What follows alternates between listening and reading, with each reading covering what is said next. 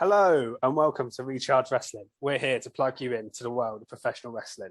I'm Fisher, and as always, I'm here with Keeney and Krusty. Hey guys. Hey everyone. Today we are talking about WWE. We've recorded our AEW weekly podcast. So if you haven't listened to that yet, go and listen to that on our podcast network or on our YouTube channel if you're watching on there. Like and subscribe, Recharge Wrestling, and find all our stuff there. We're going to start this week with a little bit of breaking news from today. Literally, again, we had this last week where some news broke about 10 minutes before we went on air. Yeah. And this has happened again, so that's nice. Normally, it used to be after. I remember the amount of times we had releases, like when we went off.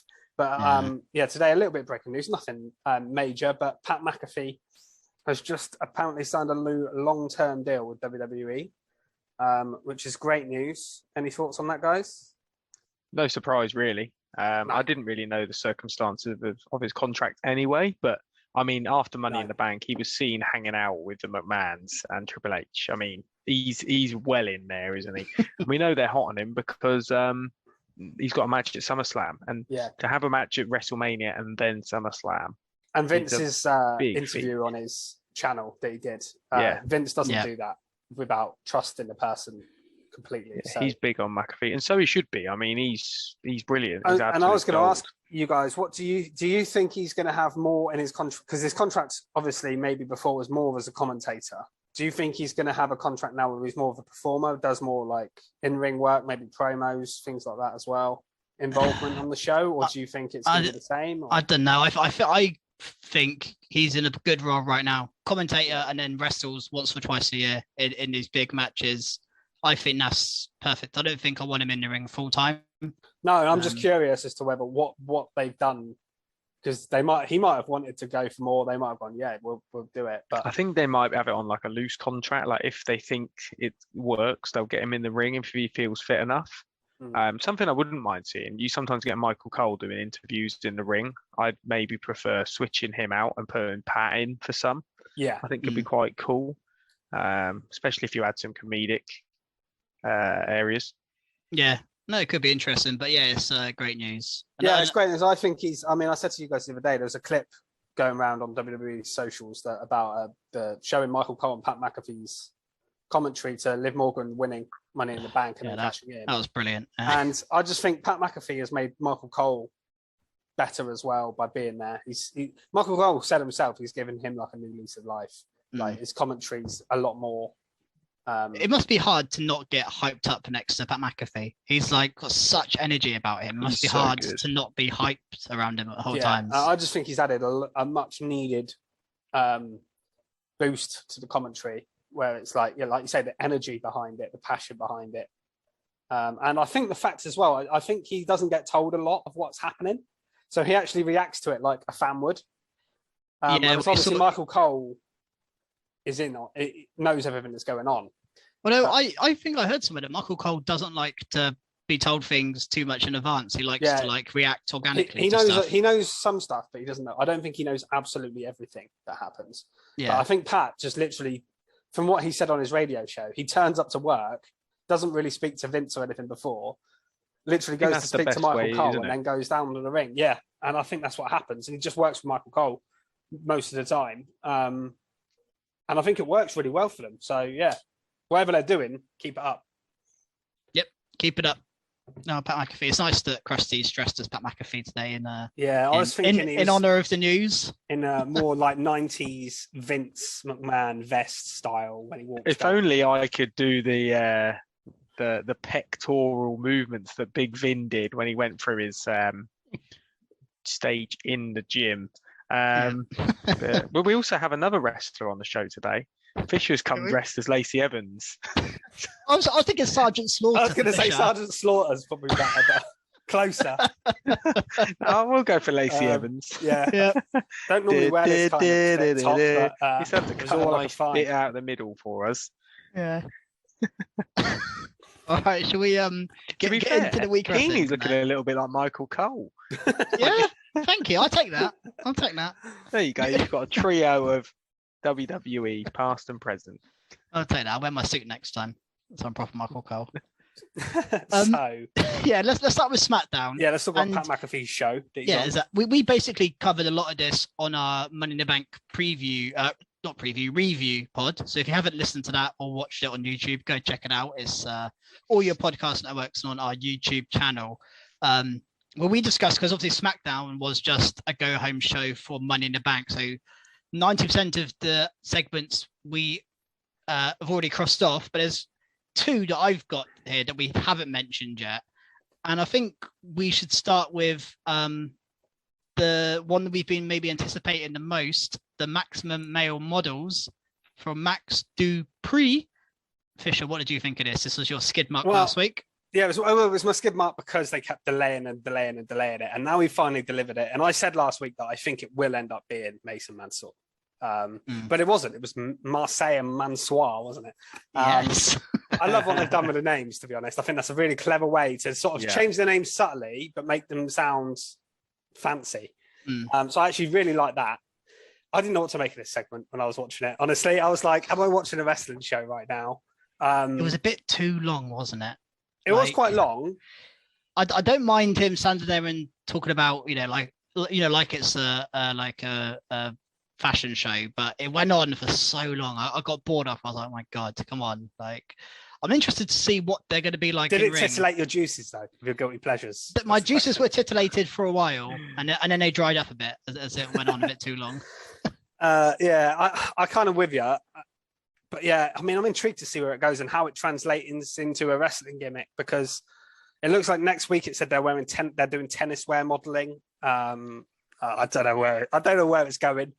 I honestly don't. But I back Max Dupree to pull this off, and I thought Mansour actually really suited this when he came out. Such a changing gimmick from his sort of babyface gimmick that he had before. And really, he's only face has transformed from like this scary guy behind the mask. Both look pretty mad, to be fair. It's incredible how they. Yeah, but both of them. Yeah, both of them. But I think Mansoir looked really natural doing it. Like he looked like this is what he was meant to be doing all along. It's an odd gimmick, but do you know what? It's something different. It's different, and as you say, we know. Dupree, aka LA Knight, is very talented. If anyone can make this work, he can, and it'd be great if all three of them make it work, and we get to see three new faces on the roster, especially on SmackDown, because it is needed, isn't it? Don't know how they're going to play this though. Are they heel? Are they face? I think there's got to be a heel gimmick. I don't think this can be a babyface gimmick. Yeah. No. It got booed, and I don't know if it was getting booed because of their heels or because people didn't like it. I think it was because people didn't like it. But I mean, this was such a device. This is one of those angles that is so divisive. I saw some people saying this is amazing. This is like one of the best things I've seen. And then I was like in ages because it was hilarious. And Pat McAfee and Michael Cole trying not to laugh during it was good.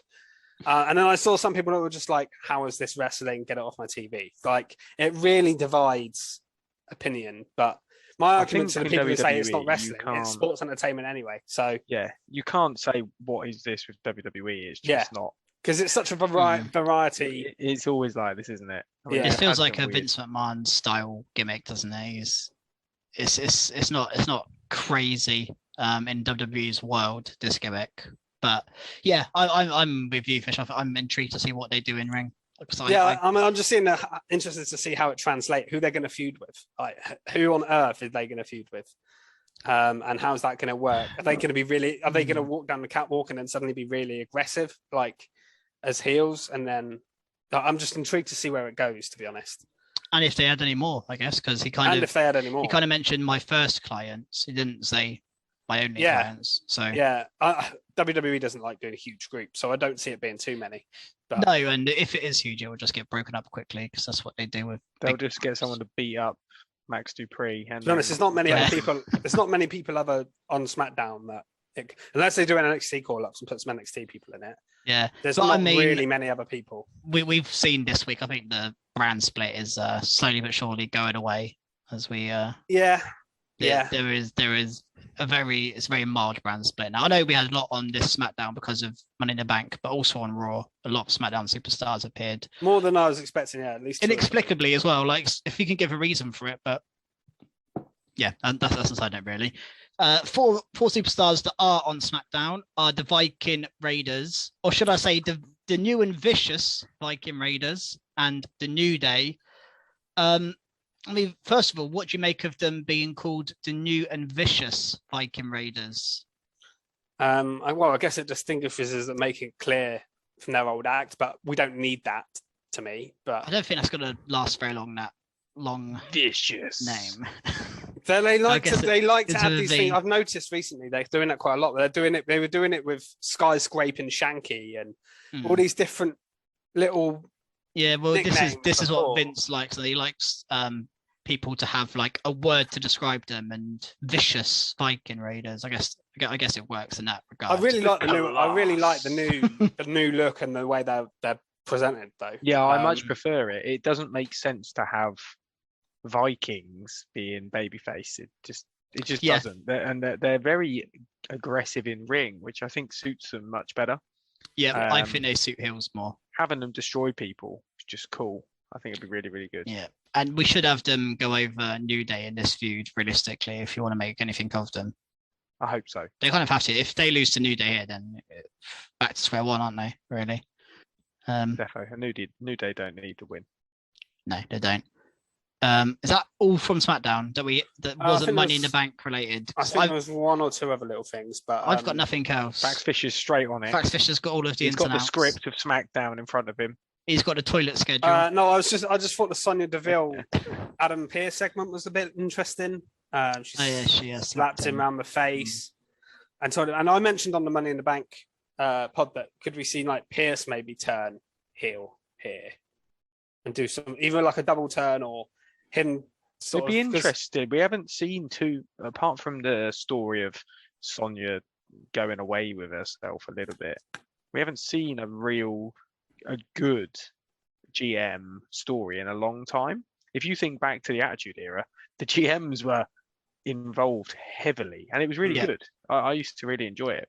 So it would be. I think a few years ago, obviously they did. You said the Attitude Era. Obviously, the big one from the last few years was the Yes Movement storyline. Was all based on Triple H and Stephanie and the Authority.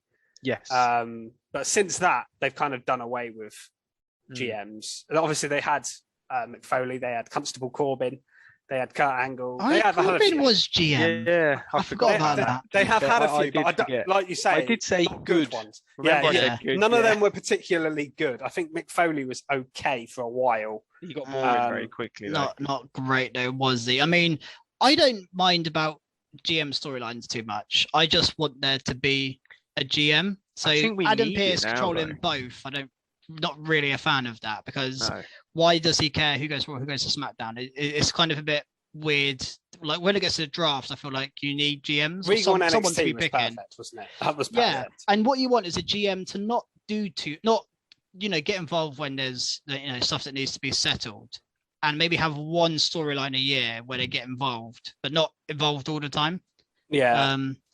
Regal was perfect. Regal. I just thought it was interesting with him. Obviously, the involvement of Theory in Money in the Bank. That's what I'm saying. Come out and something around that. And then the stuff of Sonya, and I'm thinking, are they going with a direction here where Pearce is finally starting to sort of turn heel or get more involved? I mean, Pearce, I'm not sure. Pearce is good. He is good. I quite like him being an authority figure. I'd have been happy if he took one, Sonya took the other, if that's what they were going to go down the line of, or. Ideally we'd have like a Triple H or someone, Shawn Michaels, I don't know, someone. I wouldn't mind Triple H coming back on as an on-screen character, to be fair. Yeah, I'd be happy with that, but it obviously depends on his health, doesn't it? Yeah, he's back working now. Well, the fact he's taken his role, I think he'd be. He's back working, so I mean, he's not going to take bumps or anything, I don't think. No. But, what they're like though; they can't help it. Yeah, you wait till we get to Mania and Cody and Triple H want that other match. Oh yeah, it wouldn't surprise me. I mean, Ric Flair's having his last match and that outside of WWE. Yeah, but Ric Flair is mental. I mean, he nearly died and he's still going. Literally, they have to pretty much tell the Undertaker to stop. A lot of them they can't. They love it. They just absolutely love it. It's an addiction. I don't think there was a lot else. Like you say, most of the rest of the show was about Money in the Bank. I didn't like the way they did the Battle Royal and then did Happy Corbin just didn't get his spot in it, and then they did the Fatal 4-Way, but I mentioned that on the pod. And yeah, that was, I think, about it, really, wasn't it? Yeah. Gunther only had a video package on this show after beating, but he was on Raw. So at the time, I was a bit like, oh, that's a bit of a shame after his match with Ricochet. We were saying, hopefully he'll be on doing something significant, and he didn't do a lot, but then he was on Raw. So yeah, exactly. Should we go to Raw then? Yeah. So might as well start with Gunther. We're on Gunther. So I mentioned people inexplicably being. I don't really get why he was on Raw here. It's a bit weird. I love this segment though. Yeah, I don't mind. It was. I think that's why, fine. because it was 4th of July. Yeah, they wanted a big foreign heel. Day. Yeah. And Gunther is that people there. Up. That is exactly. I mean, R-Truth was dressed up, and it's the perfect person to put him against as well. Was awesome in this. R-Truth is great. I know he doesn't like wrestle much, but his role, what he does in his role, he's really good at. And he comes in, he cuts a bit of a promo. He says some funny stuff, doesn't he? He was on about the film Independence Day, wasn't he? And he was putting over like Will Smith. Yeah, that made me laugh. I can't remember who else is in the film, but yeah, it was. That was funny. And then Gunther, I was surprised when Gunther's music hit and Ludwig Kaiser come out. I was like, okay, cool. And then he just beat him up. I love stuff like that. Felt very old. It felt like a very old school segment. Where they always do these patriotic holiday style segments, and then you get like the foreign heel guy come and just destroy them and ruin it. Yeah, I guess it's just a one-off segment, isn't it? And they don't really have anyone that fits that on. The only other person on Raw that I could think of, and I think he's injured at the moment, is Kevin Owens, being Canadian. Could have come in and done something. So yeah, really, and he's would it have been as effective? Because he's not maybe not as dominant. I don't know. I think Gunther doing it was perfect. Yeah, no, fair enough. We opened Raw with having like a big street party or something about the 4th of July, which resulted in a hot dog eating contest between Dawkins, Otis, and Tozawa, which Tozawa won. And there was a lot of people there, mostly jokes, realistically. Omos was... Riddle was there. Was a bit serious. But Riddle was kind of a jokey kind of character. The Street Profits, Alpha Academy, Tozawa, all these guys. And because there was a few segments throughout the night, wasn't there? There was, and it all kind of culminated in a 6-man tag. Lashley and the Profits against Theory and Alpha Academy, which was a fine match. There's actually a nice spot in there where Lashley and Montez Ford did that, holding them up in the. Oh, that was awesome. In the good showcase for the Profits. They felt on a similar level here to Lashley. Yeah, to see Ford match Lashley's strength there was quite impressive. Yeah, and then in Dawkins as well did another dive to the outside, and the Profits absolutely wiped out Theory as well on the outside. And I was like, Dawkins is definitely trying to prove a point. I think at the moment. Yeah, they're on fire at the moment. Profits, they're really on fire. Yeah, I'm really enjoying them. Again. But really, the real talking point of this is Otis being sick in the ring. Well, it was kind of obvious after what his hot dog thing. And he also took a big old spear to the belly. Yeah, I mean, I wasn't a fan of that, but it's Otis. It is what it is. It's fine. I don't predictable. I don't really want to see people being sick as a thing. No, it's a bit disgusting. It's not really what I enjoy, but I guess it fits Otis's character a little bit. One thing I did randomly enjoy in the hot dog eating contest was when it had Dawkins versus Otis now 24-23, and then Tozawa randomly won with 28, and that really popped me for some reason. I don't know why, but I liked that bit. But the match itself, this bit I liked the showcase for the Profits and for Lashley. Yeah, I didn't like the it's being sick thing. I mean, why would you? We also got kind of before this, we got Theory and approached Lashley. Thought this might have been done after Money in the Bank, but we're getting another match at SummerSlam, interestingly. We have a US title match at SummerSlam where Theory's going to try and win it back. And I think we all predicted Cena and Theory at SummerSlam. So are you surprised that he's back in for the US title? Yeah, I'm a little bit disappointed by that, actually. Because I said on the Money in the Bank show that I think, now that Lashley's got the championship, he's got the Money in the Bank. There's no point in them continuing the feud, and yet they're continuing it. So, yeah, I don't really. I could maybe go into my skid mark here. Oh, okay. I haven't even thought. It's not reference. It isn't references, but a point you just made about you're not sure why they're having to do this again. And I honestly believe, and this is my skid mark, it's because you don't have Lesnar and Reigns on the show. They're like, well, you can't have Theory teasing his Money in the Bank around the main title if the main title's not there. So they need Lashley and their other draw, which is Theory, because he's getting some serious heat while Lesnar's on this like real good babyface run to sort of take the attention off of that. But I hadn't really thought about it whilst I was watching Raw. I wasn't too bothered because it was quite a good show overall. But I was thinking it's wrong again that you have less than a month, quite a lot less than a month. It's 3 weeks till SummerSlam, and you don't have Money in the Bank's done now, but you haven't seen your main title feud start to heat up. Are they just going to leave them off TV to the week before and then go? I reckon they might leave off TV until SummerSlam. I've seen Roman. Apparently, he's meant to be on SmackDown on Friday. Roman is. I don't know whether Brock. I don't know whether Brock will be there. But I reckon Brock will be there as well. But what were you saying about? I'm confused. What point you were making about the title thing, because they have got the title match on the show. But did you mean they're just not? I mean they don't have the title for Theory to walk around. Oh, I see what you mean. On the weekly show, the Universal title. So we're saying where's he going to go? So yes, to make that Money in the Bank relevant, you need it around. He can't tease it, can he? On weekly TV, so he's literally waiting. Yeah, waiting for them to come back.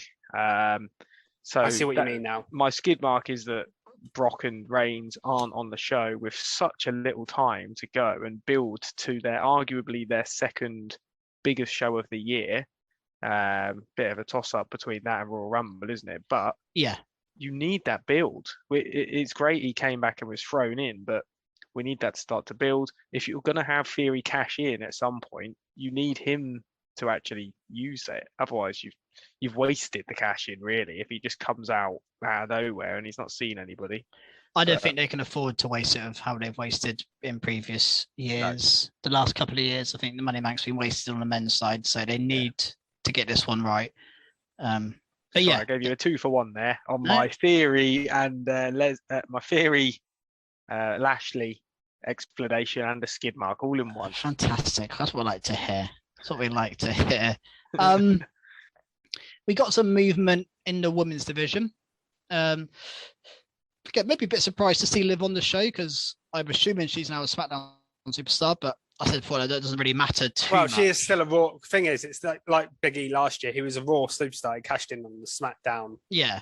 Or the other way around. Sorry, he was SmackDown. He cashed in Raw, so he still appeared on because he's drafted to that brand. So technically, I think she will be on SmackDown going forward. But I wasn't surprised to see her on this show. I think it made sense for her to be there. Were you surprised to see Carmella and Natalya be the two to come out and like challenge her? Well, Carmella, no, because of I guess they were kind of setting up the Raw match in the one go and they were setting the tag match up. And obviously she attacked Bianca. So I thought that feud was continuing.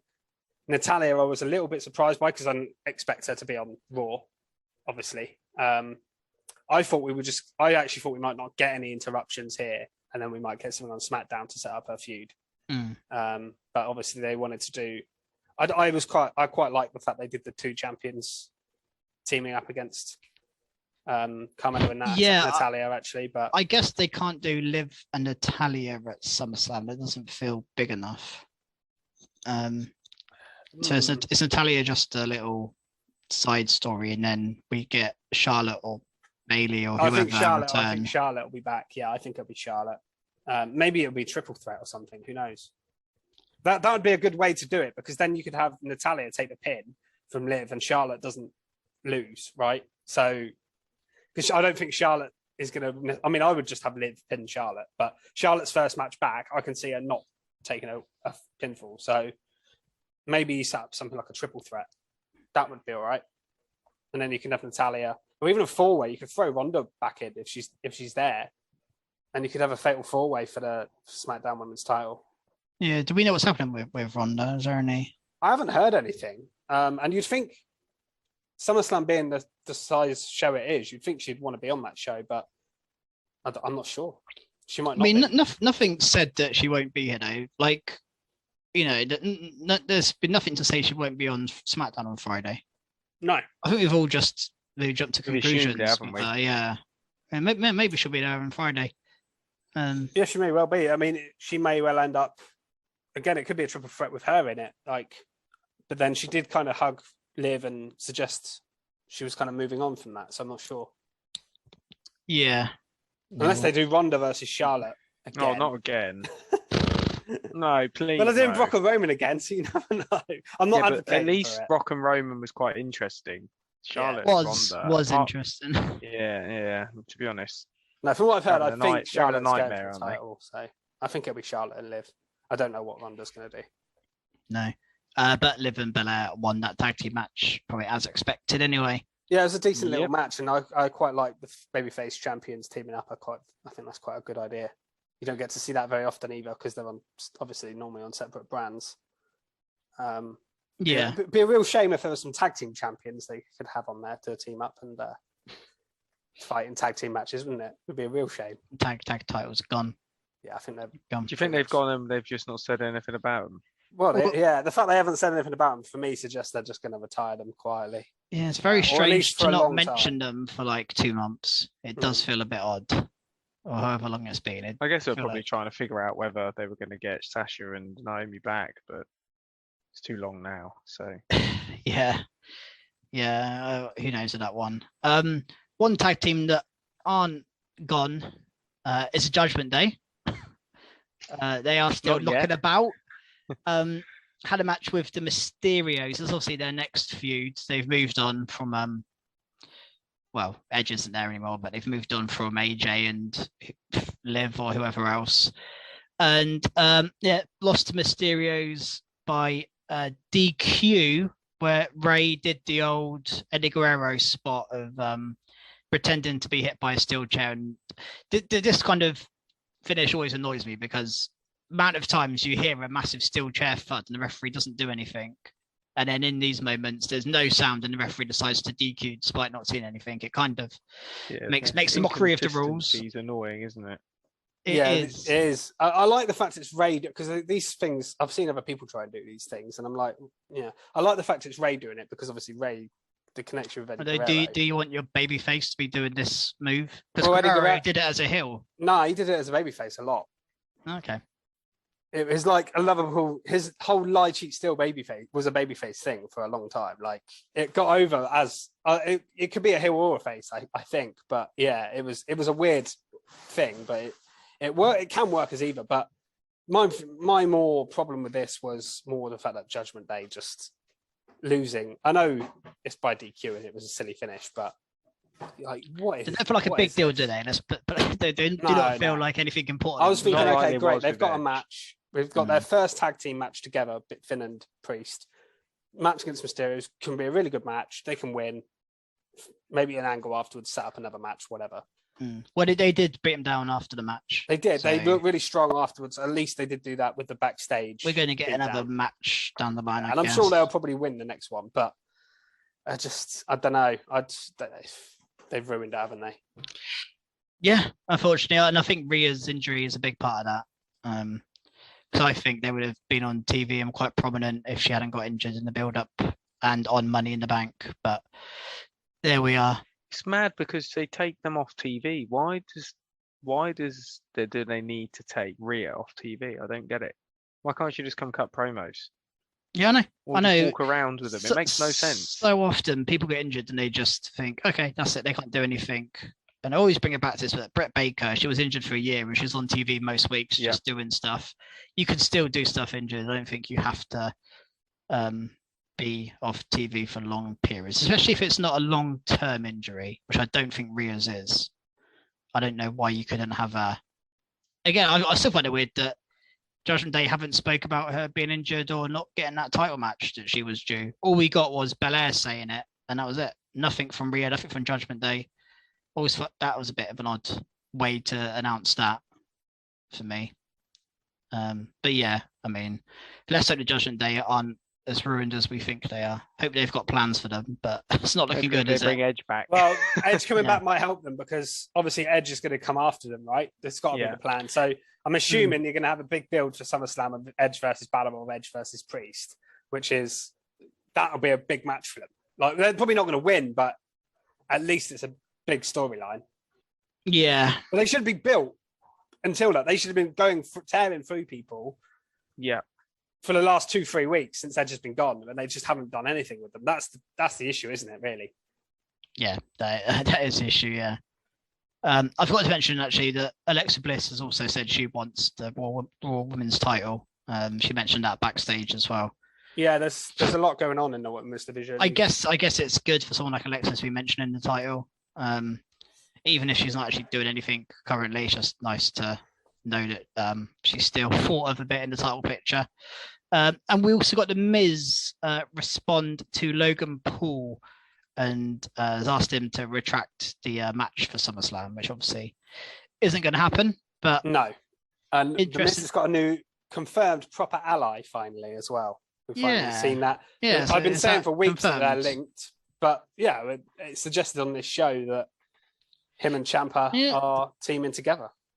Yeah, I mean the WWE website says with the Miz seemingly bringing Ciampa under his wing. So yeah, so obviously there was a match, wasn't there? It was AJ and the Miz. AJ and Miz again. They've had a couple recently. Yeah.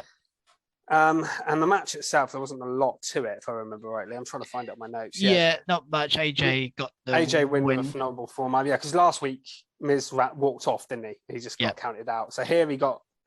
AJ did get the win, but then Ciampa attacked Styles afterwards. Styles turned it around, went to hit the Styles Clash, but then the Miz came in with a skull crushing finale. And Miz and Ciampa afterwards shook hands and were just sort of stood over him. So we've been suspecting it for a while that Ciampa was linked, because I kept saying Ciampa's interfering every time time he's interfering, it's linked to the Miz. And the commentary weren't playing it up that much, but now it's official. At least it gives Ciampa something to do. And to be with the Miz. Who would have thought with the Miz was what he'd be doing on the main roster, Ciampa? I would never have predicted it, but I don't hate it because. Yeah, I'm willing to see what happens. Let's just see. I'm not going to judge it too much yet. It's early days. Could be good. As long as they don't John Morrison in, we're all right. Yeah, we thought he was going to Judgment Day at one point, but here we go. I would have preferred that, but maybe not now if this is what Judgment Day is going to be. So. We also got Seth freaking Rollins on the show. He had a match against Ezekiel. A rare one-on-one match on Raw. I was zeked up for this one. Were you guys zeked up? I was zeking Rollins up for this. It's a set up at the party thing earlier, wasn't it? Yeah, good enough match. Yeah, because he sprayed. I thought that was going to be Owens because firstly, obviously Ezekiel and Owens feuding, but also, do you remember that segment from a few years ago on the same kind of thing, where Owens got the pie in the face, and we never found out who did it? I thought it was going to be a repeat of that spot, basically, but with the Max Fisher there, remembering someone getting a pie to the face. It's really, for some reason, it's really talked about, like online still. People always go, I wonder who that actually was that threw the pie in Kevin Owens' face. I'm not talking to the right people. And but yeah, so it was Rollins, and then that led to Rollins obviously. What a conversation! And the match I thought the match was quite good actually. Yeah, well, you know what? It was a fresh matchup, which was good. Seth got Ezekiel dominated a lot of it, weirdly. Yeah, but Seth got a clear win. Stomp went for more damage. He needed that big. I know he won. Obviously, he got him Money in the Bank. He's lost a lot to Cody. But to him to just sort of he needs to build up some wins just on Raw, like just have him beat. Because I don't know who's going to win out of him and Riddle, because that's where the feud's going. But yeah, they have Riddle come out at the end and RKO'd him. Yeah, Riddle RKO'd him. Doing the Randy Orton spot. Yeah. Riddle. That's what we're getting at SummerSlam, What happens I'm guessing. when Randy comes back? Riddle surely can't just keep mimicking him. I don't know if they got what they got planned for Randy when he comes back. I think they might. They'll go back to RK Bro, won't they? Of course they will. But They'll go back to RKO briefly, but I think they might end up feuding. Yeah, depends when he returns, because apparently he's out for the rest of 2022. So you can build that up for the Rumble. Maybe Orton can return to the Rumble, help Riddle in the Rumble, but then maybe either eliminates him or they later down the line split before Mania. I don't know. Yeah, maybe. There isn't much else from the show other than the main event.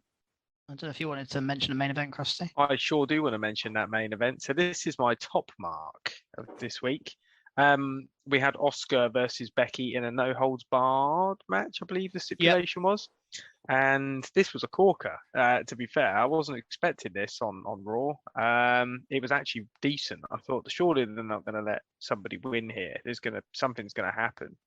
But no, the match was brilliant. There was chairs involved. There was quite a cool spot where Asuka hip attacked. That's what they call it, yeah. Isn't it? The hip attack. I always call it like the bum attack, but that's not right, is it? Running bum. Yeah. We brought up Fish's old nickname. Yeah. Hip attack into Becky, who was holding a chair for some reason in front of her face. I don't know why, and then straight through the barricade. That barricade needs some reinforcement, that's for sure. It does. It's poor, isn't it? It's been ruined multiple times. But yeah, then we actually got a clean finish. It was a clean finish for a no holds barred. Pretty cool finish. I loved it. With Becky manhandle slamming Asuka through a table off the turnbuckle. So this was cool. Just real spot on match. I really enjoyed this. Yeah, it was amazing. I think we also got the green mist attempt from Asuka again. I love this spot with the umbrella. Yeah, I don't know if Becky stole the umbrella off her and I love blocked the green mist. Because Asuka gets the umbrella from under the ring. I was thinking, well, what's she going to do with that? Yeah. And Becky takes it off her. She uses the mist and Becky blocks it. I thought that was a really clever spot. Great. Yeah, good to see that denied, because normally that sort of ends it, doesn't it? Yeah. That's another spot for a face. I'm never sure on a face doing a mist that spot. is odd. Yeah, I do agree with you on that one. That one is, it's because I remember it being Tajiri back in the day in like 2000s, and he only did it when he turned heel. It was like how he turned heel was doing the mist. I think there's been faces that have done a mist in the past, but it's a weird face spot. I think green mist. So it's quite clearly cheating. Yeah. Anything else from Raw, guys? Don't know. Don't know what I was. Yeah, that match. Not a lot else to say about that match, really. It was really good though. Good top mark. I didn't have a top mark really. I hadn't thought about them. Yeah, that might have been my favourite thing from WWE TV, to be honest. That match. Maybe we give it a triple top mark this week. There might be something from NXT when I come to it, but look at that. Yeah, I thought that match was really good. They gave it just as a random side note. Actually, I saw earlier. I think Asuka has wrestled 5 or 6 matches as a Raw main event since she's come back in 2 months. So that's like there's been like 9 Raws in that time. She's main evented it like 6 times. That's impressive. And I believe the last time Raw men main evented with a match was like an 8-man tag that Cody was in. Really? That's insane. But I mean, the women have been carrying Raw recently. I just think it's Becky, really Asuka good indication. Mainly. I mean, we did get that Lashley Theory weird segment that main evented Raw. No, that shouldn't have main evented. Which was a joke. That was a skid mark. But other than that, it's basically been women's matches main eventing, mainly Asuka and Becky. It's really good. I really enjoy it, but it also shows how damaging it is to not have your main title. Becky's their biggest star on Raw currently. She's the biggest star. So you put her in main events, don't you? And at least it has been the Raw women's title spin. So you've still got a major title, although this wasn't for them. Obviously. Yeah, this was really neither of them are now just a grudge. Just a grudge match. We also got just remember one thing from Raw. We got a new commentator for 1 week only, maybe. I don't know. Kevin Smith wasn't there. Jimmy Smith. I literally don't remember his name. Jimmy Smith wasn't there. And Kevin Patrick. Do you guys have any thoughts on Kevin Patrick's performance? No, I did write down that I had barely noticed the difference, which is a good thing. Yeah, I thought maybe I'd missed it another week. No, they mentioned at the start of the show. They said Jimmy Smith's not here this week and Kevin Patrick's. Yeah, I wrote it down straight away, and then by the end of the show... Do you think it means anything? Do you reckon they've had an advert to Jimmy Smith? No, I think he had it said he had a vacation. He obviously had a day off for some reason. If he's not there next week, then yeah, start worrying. But Michael Cole doesn't have days off. Michael Cole's Michael Cole, isn't he? Corey Graves has had time off before. Pat McAfee missed the show a few weeks ago. It happens. No, Michael Cole doesn't. But yeah, I didn't notice the difference. This is WWE HR there. Yes, he has the holiday calendar out in front of him. Yeah, I mean, he does present other things. I think he still does UFC stuff and that. So like maybe he had a prior engagement months ago that, who knows? Yeah. But I thought KP now there and again to sub people in and out. Well, yeah, I mean it's a different subject, but AEW have been doing that really well with JR now. Yeah. If you've noticed, he used to be on all the shows all the time. Second half, and now they come in. He comes in for a couple of matches, and I think he does better because I think over a whole show he starts making more mistakes. He also gets more annoyed, doesn't he? You can tell JR's annoyed. I think it's better to bring him in for the big matches. He does. I like also seeing his music when he enters. Yeah, it's like that's the reason they do it for the pop. Don't they? They do it for the old pop. Actually, personally, I was asked one of the commentators. I think 3 men's too much for a commentary booth. I think 2 is plenty. I'm so used to 3 now, though. Like, yeah, but Cole and McAfee sometimes are has great. 4. Like, what if we think 3's too many for a podcast? Oh, no, 2 works fine if they're good commentators. 3 can work fine. Any more than that, it's ridiculous. I remember AEW's had 4 and 5 at times. Yeah, well, AEW just throw and then that's when it gets too much because then I'm just getting confused. And at least one of them then adds nothing to the party. Yeah, I'm a 2-man myself. I like Cole and McAfee and JR and NXT's got 2 man. Yeah, NXT. I think JR and Jerry the King. Yeah, JR, Jerry the King. All the classics have 2. Cole and Jerry the King. Anyway, that's the side note. Let's move on to Krusty. Sorry. Keeney and Fisher. All right, let's move on. Oh, all right, let's finish off then. Keeney and Krusty. Yeah, thank you. Okay. NXT Great American Bash. Did you enjoy it? I did. It was it was a decent show. It didn't feel like necessarily like a special. I actually forgot it was like a special, other than the fact that obviously you had the NXT title being defended and stuff. But what you did get was new NXT Women's Tag Team Champions. You did to open which up the show. I said last week they were not going to win. So I'm glad we didn't do predictions for this. Yeah, this was a bit of a surprise, I think. Cora and Roxanne, with Roxanne still having that contract for the main title as well. Interesting that they are the tag champs. I mean, I'm not massively against it. Are we getting Roxy 2 belts? I don't know if is she ready for Roxy 2 belts? No, I think it'd be 2. not. No, that's why I predicted them to lose because I thought then it made it kind of obvious. Are too weak to be on their own. So this is a perfect opportunity together. Yeah. I think they prop each other up really well. I noticed Cora even made a blunder right at the end of the match. Well, we love a Cora Jade dig on this show, don't we? No. No, I think she's improving, but the only reason I didn't even notice. I think they both need each other to be. I actually don't think perfect. Roxanne does need her, but I think in ring she's spot on. But I think maybe on the microphone and the appeal at the moment might not be there. They are both very young and they've got long careers ahead of them, so I don't think rushing them into the title scene necessarily helps because then what do you do with them? If they win that, then you get called up. They might get lost on the main roster. So I actually think keeping them in NXT for 2-3 years, have them win the tag titles. Yeah, there's a lot of NXT against each other. I've heard rumors of Cora Jade turning heel, which would be really weird. I'm not ready for that. I reckon that will happen after, obviously, God knows how long they're going to have them tag titles for, but I can see Cora turns on Roxanne. You can have them feud for a while. Then one of them can become champion down the line. Like you don't need to rush it. I think they've got a brilliant future. I really do. They do. And the finisher was called Pop Rocks. Did you know that? Cool. I didn't know that until this show. It's a code red, isn't it? It's basically a code red, she hit it quite well. And or a destroyer.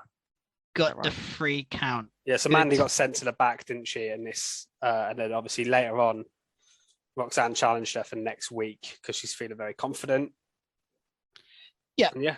And that was it. But yeah, cool to see a title change. Didn't expect it. Yeah, we also got 3 other title matches on this show. Yeah, I said it didn't feel like a big show, but you did get a lot. It's 4 in all. Basically, all the titles on NXT. We got the North American title Carmelo Hayes and Grayson Waller, with Carmelo Hayes retaining. Probably the right decision. And interesting end where Wesley came out to like take out Trick Williams. Yeah. As Waller was on the outside, about to hit his finisher where he rolls into the ring, and he kind of like shrugged and then did his thing, and then Carmelo caught him and got the victory from that. Yeah, because they had Trick and Wesley had a match earlier on in the night, didn't they? Yes. And then this played into that. So I thought they did well with the finish. I thought this match was pretty good. Melee matches are always great. Grayson Waller's good as well. It was the right decision for him to win the title, and then just move on to something else because it's a bit of a weird title match, really. Too like it's the biggest heels on NXT. But I feel like it was just there to set up Wesley. I think is going to be the next challenger for Carmelo, based on he'll have a match with Trick, beat Trick, and then you'll get Wesley versus Carmelo, which will, as you rightly say, I think will be a bang over match. It will, but Wesley did lose the Trick, by the way. Oh yeah, he did, didn't he? But it wasn't clean. So yeah, they commentators said he rubbed alcohol. Yeah, I thought he took out Wesley's they said contact lenses smells or something. of alcohol or something, didn't they? Yeah. I didn't like that bit. No. So it's called an unknown liquid on WWE's website. An unknown liquid went into Wesley's That's such WWE verbiage, that yeah, is. I know. God's sake. I went into Wesley's He eyes. used some unknown liquid and had to be escorted to a local medical facility. From parts unknown. Yeah. Oh, dear. So unknown liquid in Wesley's eye, and then Trick got the win off the back of that. Yeah, and they used this. Obviously, they used it in AEW, didn't they? In the Blood and Guts match, literally last week. Tay Conti put the. Oh, sorry. I just realised Chris doesn't actually. Spoiler. I just realised, but yeah. It's fine, So it's not exactly on. a major spot. It's not exactly a major thing, but yeah, they use. Conti had some unknown liquid, Krusty. Yeah, some unknown liquid, and they use it in the match. So it's not a major. It's not a major spoiler, but yeah, in the Blood and Guts match, they use rubbing alcohol, and they've done it once before in AEW previously, I think, as well. So it's not something I've seen in WWE in a long time, but I did think, that's a bit soon after AEW did it as well. Soon, yeah, literally last week on Blood and Guts. I didn't really cross my mind actually. But yeah, good. It's just weird because I've not seen it on WWE TV before. They probably did it years ago. So we also got a tag team title match, the Diamond Mine Derby, Creed Brothers against Strong. Diamond Mine Derby. Strong and Camp. Did they call it? They didn't call it that. No, I'm did calling They it did. that. That's what Keeney's called. I'm calling it Diamond Mine Derby. I know that's more Yeah, like they had a UK speak, isn't it? Yeah, segment before the match, didn't they? With doing the fist bump backstage, which Roddy Strong just ignored completely. They're still hanging on to Big Rod, aren't they? Yeah, and Creed Brothers got the win here. Yeah, and they all afterwards, after the match, seemed all friendly, apart from Roddy, who walked off. So they're again, this is a very AW style slow build to this breakup because this has been going on for a long time, Roddy. But I assumed this would be the blow off and something would happen here, but nothing happened. I wonder where it's going and what's going to happen to Roddy, whether he just, they write him off or whether he does something else or starts a new faction or moves up.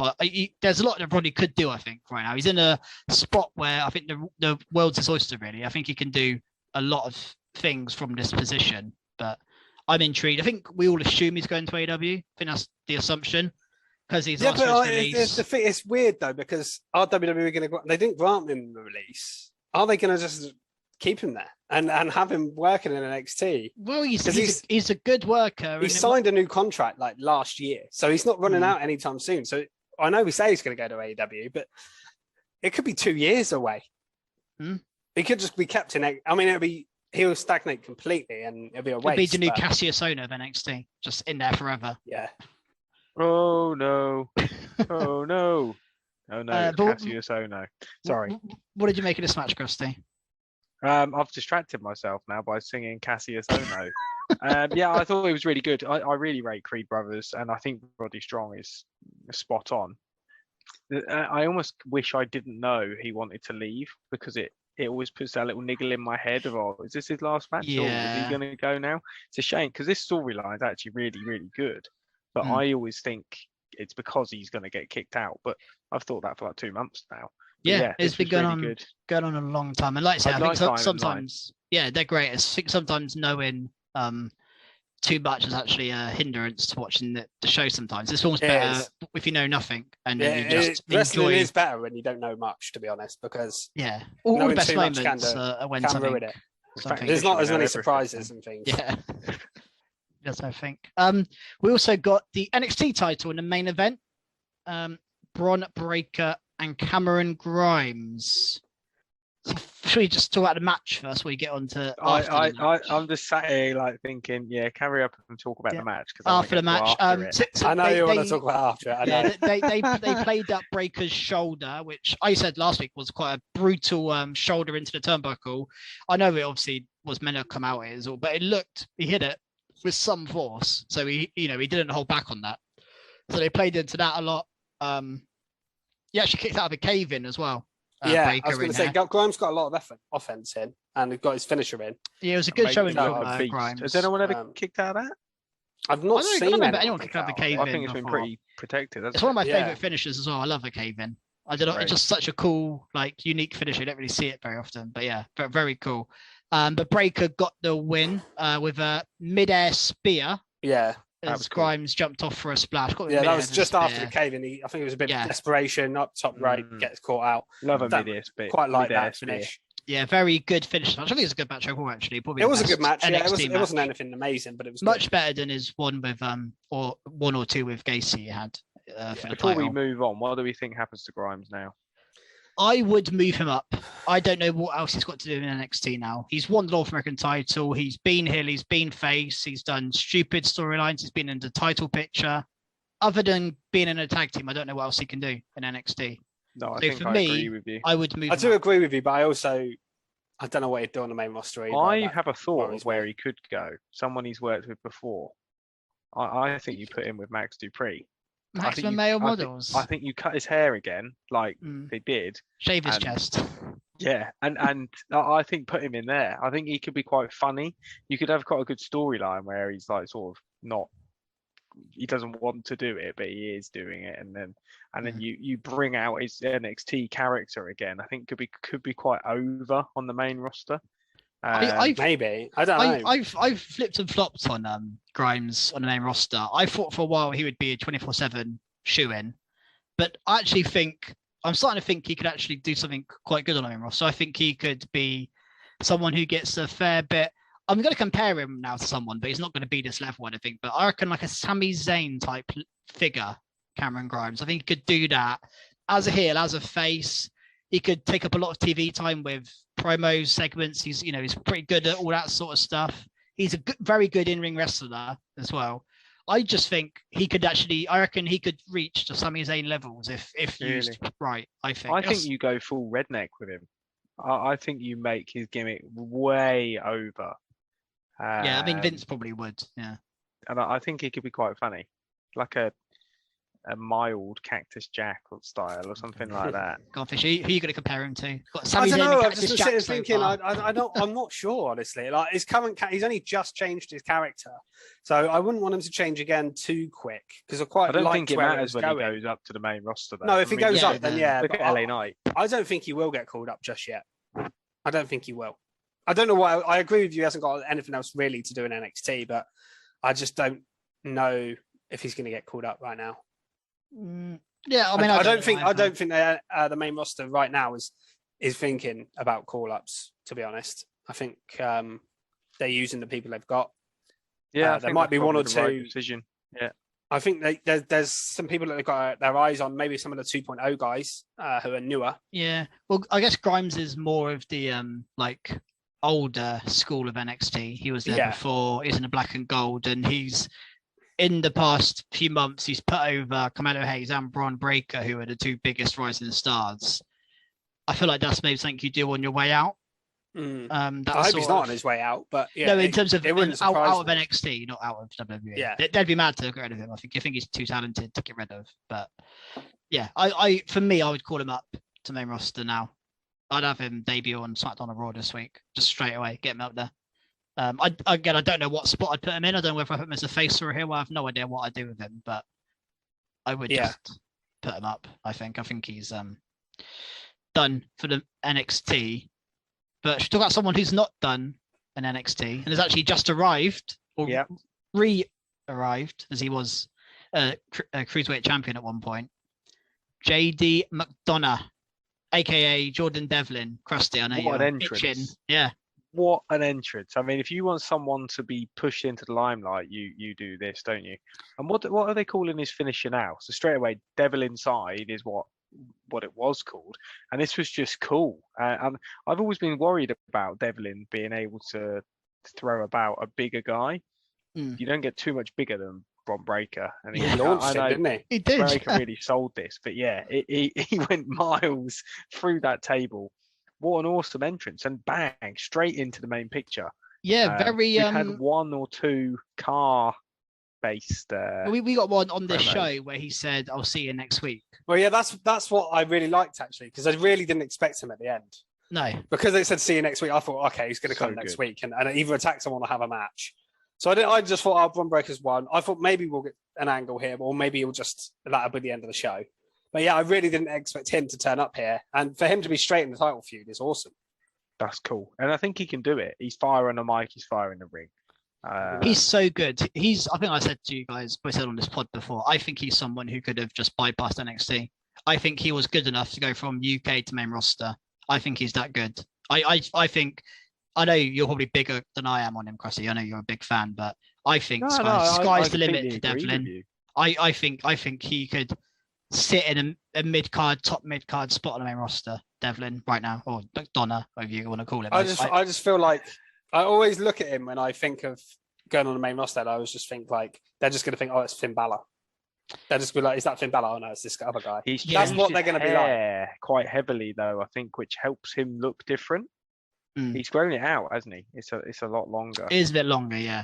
But he's but yeah, I mean, for what. That would be my worry if he got called up. I just feel he could just be a serious heel, though. He's just got that look about him.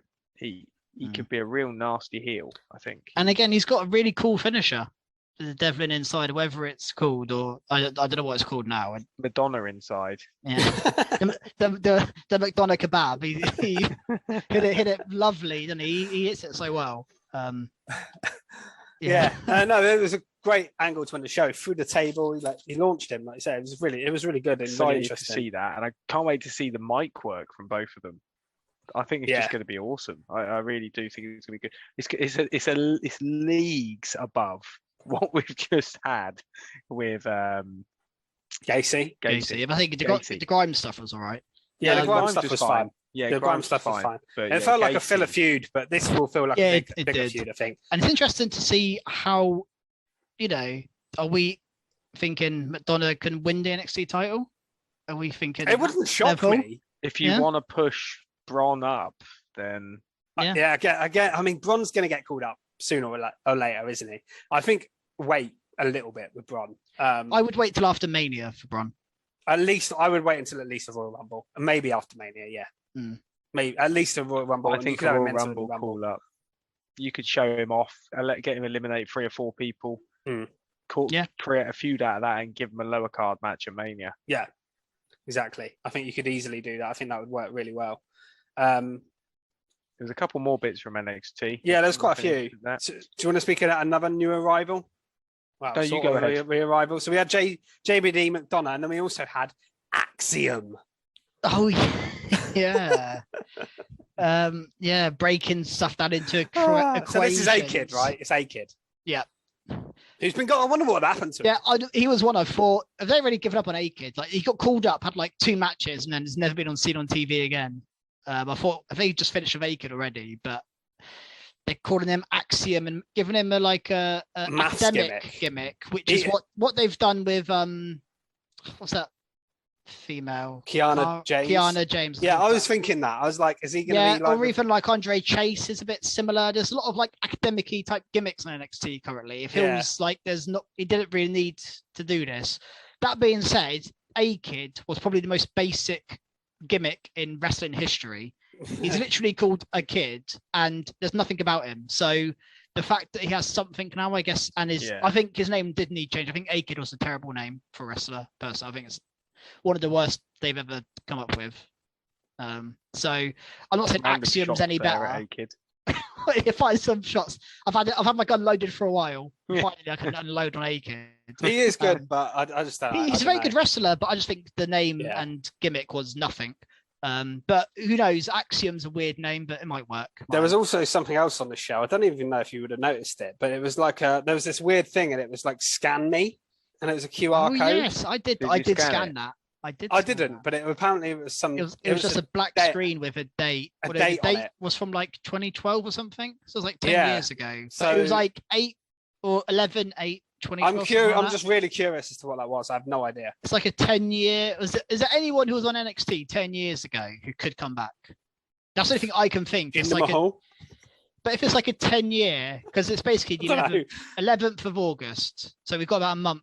I wonder if it's going to keep coming up for the next month. Yeah, we'll soon see. But I think it's at 20. Again, I don't know that date by heart. I've just said that off. It might not be 8th of the 11th, but I think it said 2012 at the end. And so I can't remember. All I can think of it's like a 10-year anniversary of something, and I just wonder if someone's last match on NXT was 10 years ago and they're coming back, or I don't know. It's all I can think of, because the date's in the past, so it doesn't make sense. It was really random. It was really random, but I just thought it was worth noting. Yeah, I did notice that. Anything else? There's a couple of other things. There is some other wrestling. Well, there's one other wrestling match, I think. Wendy Chu lost to Tiffany Stratton. Tiffany Stratton impresses me every time. Yeah, I'm so glad she beat Wendy. I'll be surprised if Vince hasn't noticed her and is like thinking about. I mean, so good in ring. She kind of is, similar to a lot of the main roster talent, I guess. But she's very good in ring. Tiffany Stratton. She's one of the better. She's improving, I think. A lot. I wasn't that impressed with her the first couple of matches, but I think she's getting better all the time, and she has a couple of really flashy moves, which I think helps. Yeah, that finish is awesome. Yeah, the finish is really good. She's really like I don't know what the word is, but I guess it's like agility, isn't it? Like she is very good. Very athletic, She's clearly a very good gymnast that's turned into a wrestler. Kind of, you can tell that. Yeah, and I don't know about you guys, but I'm kind of done with Wendy Chu. Yeah, I've completely lost interest. I still in like now. Wendy Chu. I did like. Now I'm gone. It's too much for me now. That's the problem with these gimmicks that are a bit too heavy and funny. There's a shelf life to them, isn't there? Yeah, definitely. And for me, Wendy Chu's expiry date is just past. Yeah, there was one other segment I think worth mentioning. Actually, was it Cruz and Apollo Crews? Yeah. So it's the first time he's been in the ring for a while in a segment, and it's set up a feud here with a match at least with Giovanni Vinci, which is interesting. Yeah, it's an interesting one. I really like who's Giovanni. the best athlete, wasn't they? Which is quite interesting because we know how awesome they're both really good. Yeah. They are. Yeah. I'm curious as to who wins as well, because Apollo feels like he should win, but Giovanni Vinci hasn't he just come in with this gimmick? So I think Apollo will beat him. But yeah, it's an certainly an interesting feud. I'm excited for that match. With. Yeah, it will be a good one. Nice to see Vinci on the mic. I haven't heard him on the mic too much. Like even in Imperium, I feel like it's more Bartel who spoke. Yeah, it was. And then there was also the other thing I was going to mention was Solo Sikoa and Von Wagner. So I have no interest in Von Wagner, but I like Solo Sikoa. So, that's I mean, I've got nothing else to add to that. Personally, I was just going to mention a few other segments on the show. Andre Chase and Chase U are coming to London. Are they coming to NXT UK? Are they? They're coming to London apparently. Yeah. Yep. I just thought the acting in this was not good. I mean, it's what it is. I mean, I just love Andre Chase swearing at people, kicking out of his class. I like that bit. I always find it funny. I don't know why it's still funny to me. Ivy Nile broke up a backstage argument with Tatum Paxley and so I think we're going to tag Katana and Casey. What's the name? Caden, whatever their names are. I keep those doing that. Katana and Casey. That's both those two. So I thought about Tatum Paxley even existed. So it's nice she's still kind of that again very low key long term storyline of Ivy Nile and Tatum Paxley, which has been going on for like months. But going back to that, Tony D'Angelo and Legado del Fantasma backstage. he randomly praised Elektra Lopez. Yeah, I thought that was an odd bit. As being like the one person who's pulled her weight around. Yeah. And then he basically intimated as if they were all still part of D'Angelo. I assumed they'd broken up after the kind of betrayal the other week, but yeah. No, doesn't look like it. But Santos in hospital or something, wasn't he? Yeah, he was. He sent pictures of him in hospital. I mean, he also said about how he murdered 2 dimes. He also the week before he literally murdered 2 dimes. Literally mentioned that again. He's like 2 dimes, isn't there? All right. Pretty Deadly did a weird promo segment where they, I don't know who they were calling out there, but they did. It was Brooks and Jensen, wasn't it? Brooks and Jensen. They won the NXT UK tag team titles. Yeah, so there's a lot of it's so weird. It's still weird that they put those titles. It's still very weird to me that. Yeah, that is a weird one. Spoiler there, Krusty. Brooks and Jensen, NXT UK tag team champions. Thanks. Well, it was on it. I thought you would have known because it was on. They were on NXT, so yeah, they were, but they just appeared with the NXT UK to me. belts. I mean, it's not something that I'm. It's proper random. It is strange, but I guess it's trying to draw maybe a bit of. Well, I wonder whether they're just going to end up merging them back with NXT because them taking a lot of NXT UK guys to NXT guys to NXT UK recently. It's been a lot. Like Roderick Strong did it. There's just split up a few. Been NXT a UK tag teams as well, yeah, so. And I just think in NXT UK, I mean, most of their top stars they've moved up now, like Devlin, A-Kid, obviously Doudrop before, Kaylee Ray. So they've moved a lot of them up. So I wonder whether they'll just give up with NXT UK. So I almost wonder if they need NXT UK anymore. Because it can't be doing much for them, viewership wise. No, it doesn't do a lot, no. No. So I wonder whether that's the future for NXT. Oh, speaking of guys, they called out Pretty Deadly, of course. Another ones. Yeah. And that I think is all the segments. Yeah, I think we covered everything there, more than we actually needed to, probably. Yeah. Full-blown NXT review for you all. Yeah, so that is the week in WWE. Like I said, or Fisher said at the start, if you haven't listened to our AEW weekly review, check that out in your podcast streams. If you search for Recharge Wrestling, anywhere you get your podcasts. Also on our YouTube channel, it's just search Recharge Wrestling, where you can see this if you're not already watching it on YouTube. It's probably good you do watch it, so you can all of the comments about our appearance earlier can make some more sense rather than an audio. So yeah, check out our YouTube, like, subscribe, tell your friends, tell your enemies, tell your family, tell everyone about us. And follow us on Twitter at Recharge Wrestle, where we tweet out everything we do on YouTube anyway, so you don't miss anything there. So I think that's it for this week, and we will catch you same time next week. See you later. See ya. Goodbye.